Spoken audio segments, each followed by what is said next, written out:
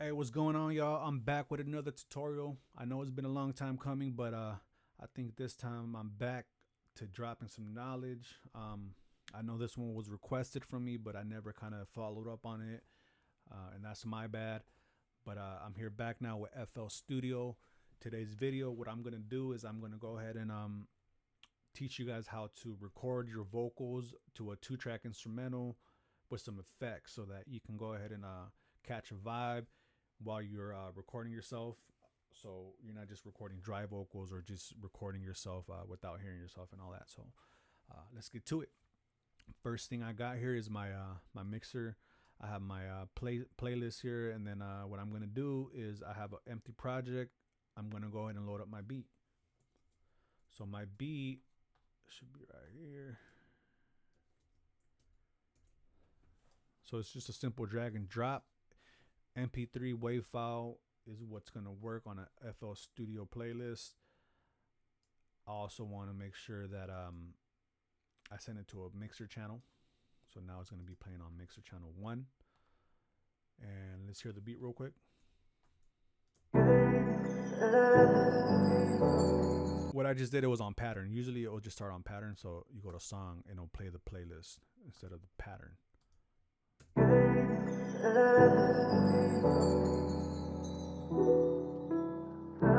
So let's go where it kind of drops here.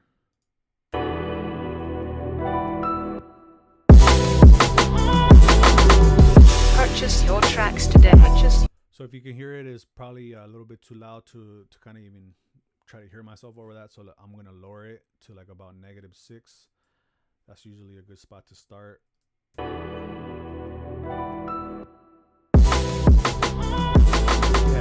Purchase your tracks today. Purchase your tracks. I like that right there. So this is just called balancing. You're just kind of balancing your sound before you actually start recording, because you don't want to just record on a loud instrumental. It's just you're just gonna be yelling and everything's just gonna sound distorted. So I got that. Let's go ahead and detect our BPM. I'm at 140 for the project. This beat is not 140.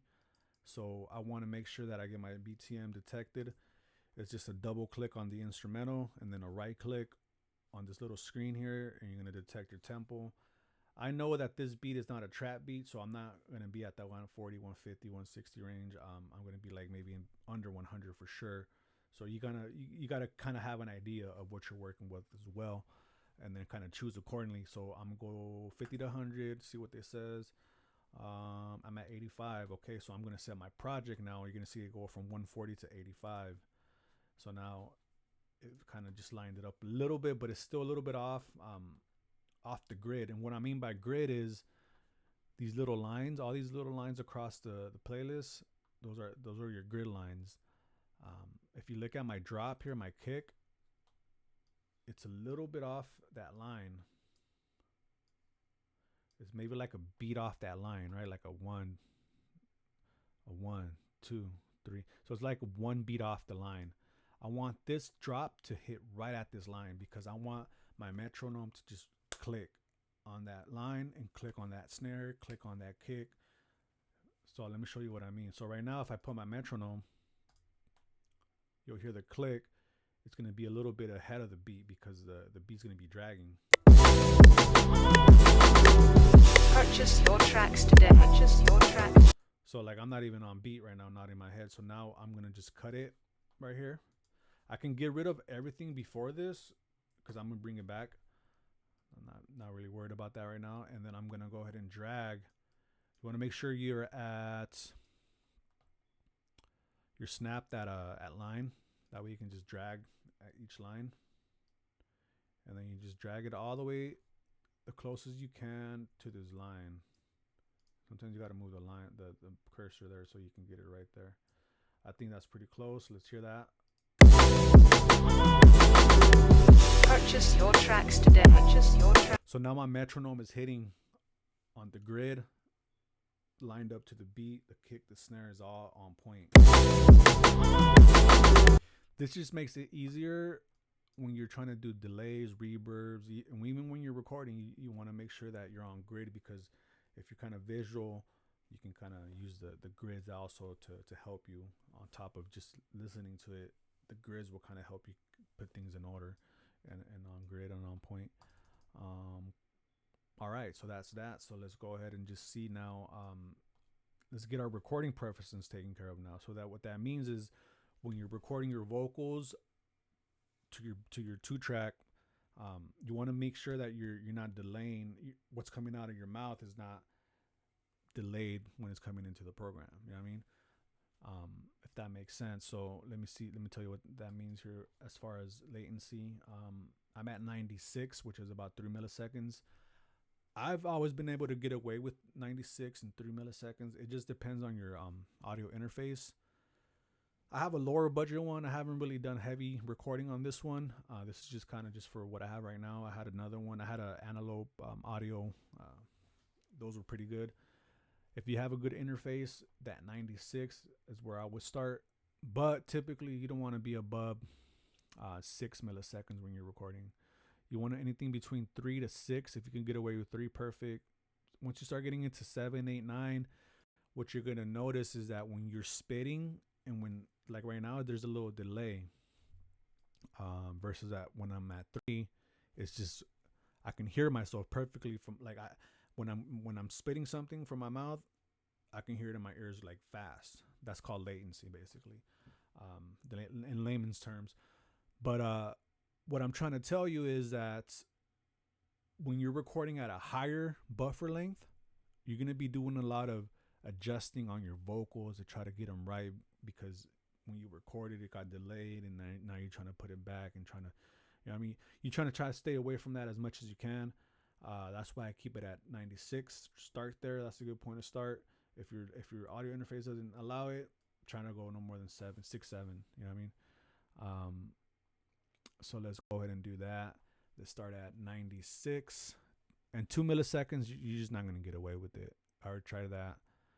What happens is that when you start adding effects, you start adding a little, meters and all, like it starts eating up at your CPU, and then it's just going to give you a delay. So 3 is a safe zone.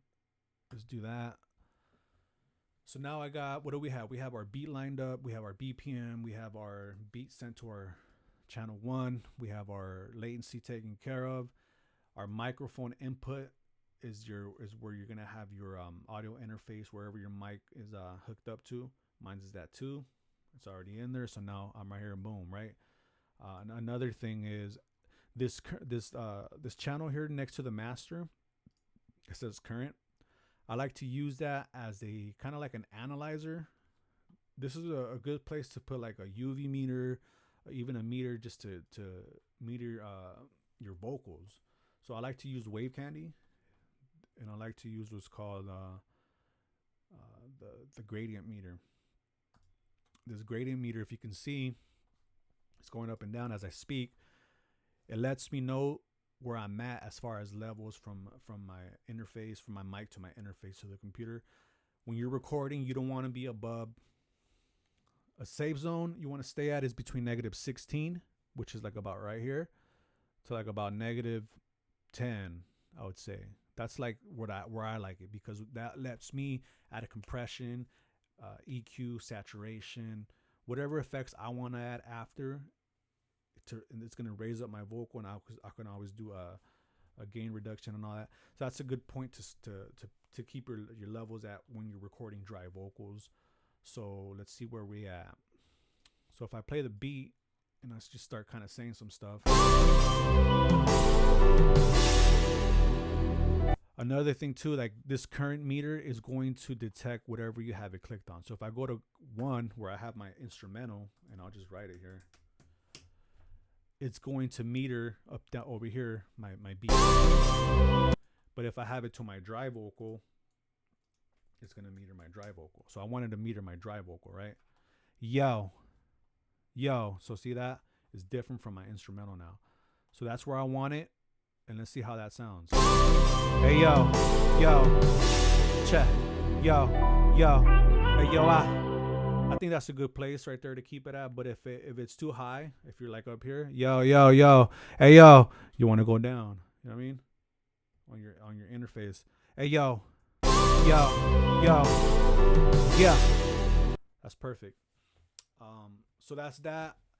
I'm ready to record now, right? So you would say, okay, well, let's go. Let's start recording. Let's press record here. You are armed already. As long as this is ready, you're armed. Yo, check it. Yeah. So I got some recording going. Yo, check it. Yeah. Now the problem with that is that that's just a straight dry vocal, right? Is no effects. Like I have it right here. This is dry. That's cool, right? You can go ahead and do your whole song like that. You can just punch in right after. Yo, check it. Yo, yeah, right? And then yo, check it. Yo, and you can do your whole song like that. You can just dry run it, punch in, do one takes, whatever you want to do, and just keep recording, keep stacking, keep doing your thing. That's cool. Another thing you can do is if you don't like to hear yourself, you just simply just click the this button right here, and now you can record without hearing yourself.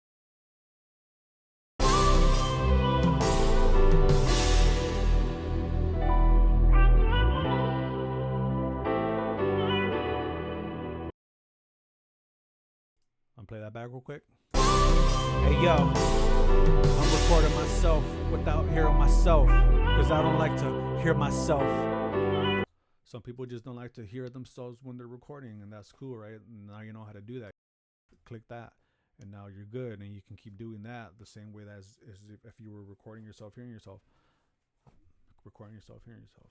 All right, so let's now this is what you came for, right? This is what the video is about. Is, well, how do I record myself with hearing myself and with effects, right? I want to catch a vibe. I want to hear reverb. I want to hear delay on my vocal. I want to hear kind of how it's going to sound.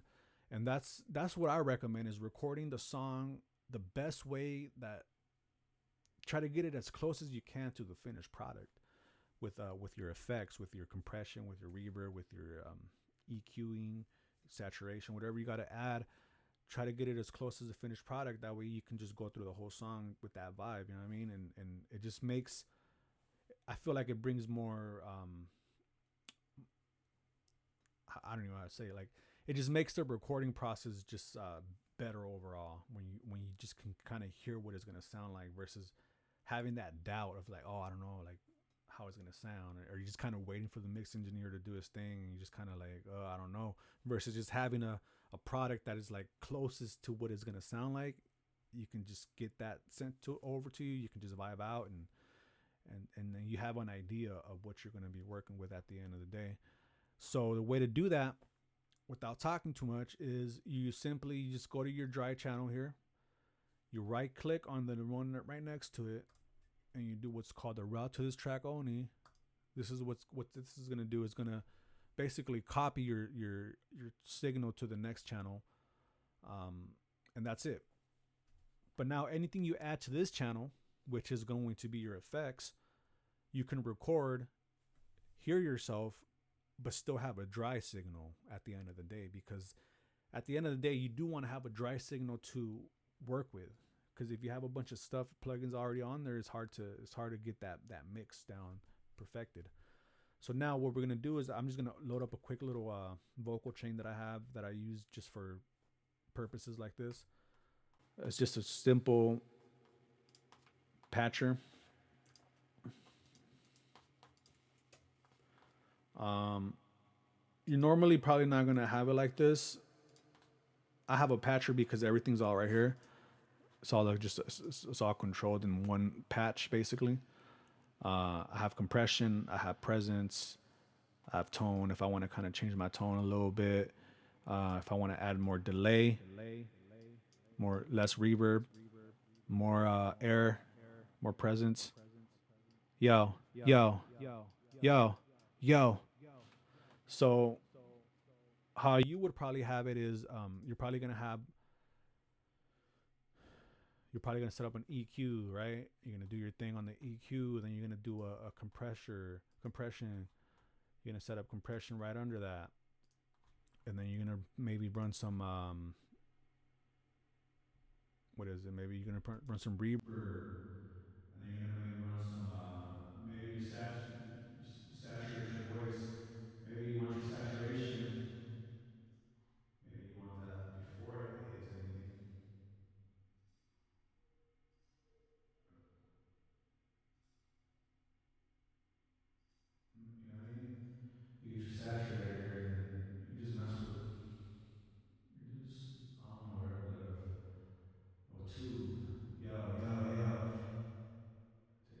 Yeah, yeah, yeah. It just gives your voice a little bit more color. And then you can just start sculpting your sound the way you want it to. You can start EQing the way you want to. You can cut out. You can cut out your lows. You can give it a low cut. Cut out anything maybe under 100. Uh, Give it a maybe a sharper cut there. Yo, yo, yo, yo, yo, yo, yo. So you can start doing that. You can start adding compression, all that. We're not gonna do that right now because that's a different type of video. I'm just gonna use the patcher I have with the basic effects that I have. But you get the point, right? And up here, you might want to add your auto tune. In this case, I'll just do like a picture, right? We just This could be your auto tune on top of everything else you have. That way, you can get your pitch correction going, right? You get your pitch correction. You go, let's go like maybe D minor. Let's go fast, and now we have that auto tune effect where we can start doing our thing on trap beats, melodic, get that melodic sound. But we're not gonna do that. I don't even have auto tune, so but that's a different video. If you guys want to see that, I can do that too. But we're getting closer to the end now. So now, what do we have? Right, we have our beat lined up to the grid. We have our tempo set up. We have our buffer set up right. We have our dry signal that's going to be recorded, but we have it routed to our effects that we're going to catch a vibe with. And now we're going to hit record and we're going to get our recording going. So let's see.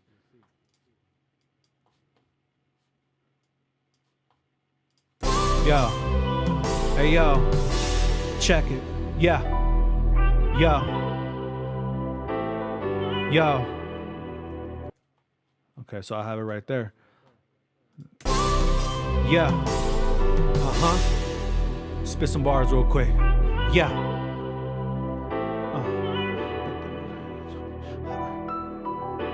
Yo. Nothing was handed to me. I earned everything. Purchase your tracks Okay, today. I didn't catch that. Yeah, Tracks I gotta keep the vibe. Yo. Yeah. Nothing was handed to me. I earned every dollar. Young king sitting courtside with Thorn and the sponsor. They try to copy the blueprint, couldn't mirror the posture. So nothing was handed to me. Earned every dollar. Young king sitting courtside like the owner. Yeah, with you. But like you do your thing, and now you can just keep stacking, keep going. You don't like that, you delete it, you keep going. But now you have effects. You could turn them off, and you still have your voice.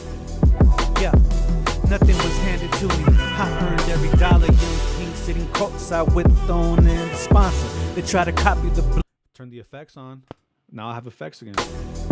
Yeah, nothing was handed to me. I earned every dollar. Young king sitting courtside with Thorn and the sponsor. They try to copy the blueprint, couldn't mirror the posture. So nothing was handed to me. Earned every dollar. Young king sitting courtside like the owner. Yeah, yeah. Nothing was handed to me. I earned every dollar. Young king sitting courtside with Thorn and the sponsor. They try to copy the blueprint, couldn't mirror the posture. So that's it. That's basically what I know. And once you start doing this over and over, it's gonna get quicker. You're just gonna be running through this like nothing, man. It's pretty cool. I can do more videos where I get a little bit more in detail with like auto tune and how do you have your auto tune set up with your EQs and just trying to catch different vibes and get different beats going and all that. So just let me know if you guys want to hear that. That's all I have for this video. But other than that, we back on. Hit like, subscribe, comment, and I'll be back on. Yeah.